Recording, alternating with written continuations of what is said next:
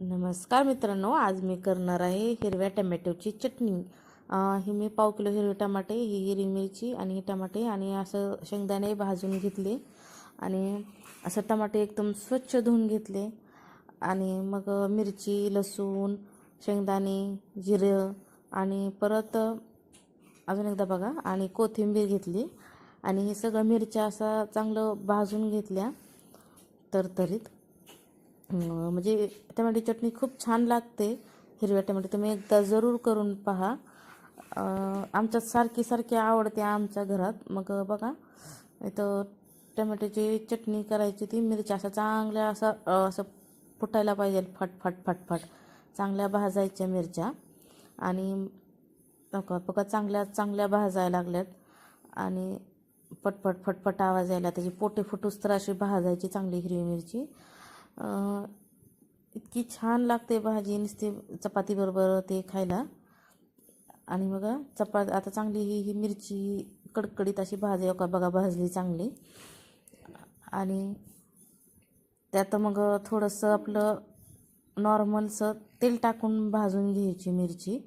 पण आधी चांगली व्यवस्थित भाजायला पाहिजे, तेलानं लगेचच ही होते, पटकन आतपर्यंत जात नाही। तर म्हणलं मिरची भाजून टमॅटो हिरवे चिरून घेते। मग टमॅटो असे चिरून घेतले आणि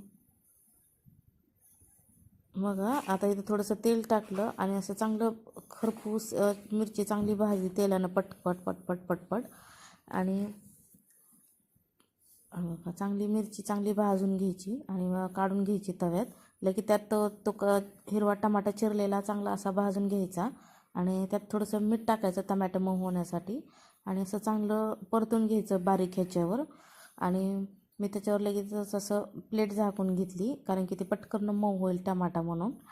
आणि मग ते सगळं टमाटा मऊ झाला, गार झालं की पटकन हे मिक्सरला घेतलं सगळं, अद्रक व ते लसूण, जिरे, कोथिंबीर असं सगळं बारीक केलं मी, टमॅटो परत त्यात जिरीची फोडणी टाकली तेलात आणि जो कुटलेला आपण जी चटणी आहे हिरव्या टमॅट्याची मिरची वगैरे घालून, ती आता या तव्यात परतून घेतली मी हळद थोडीशी टाकून आणि असं टाकले आणि व्यवस्थित छान परतून। इतकी छान भाजी झाली ना ती आमच्या घरात।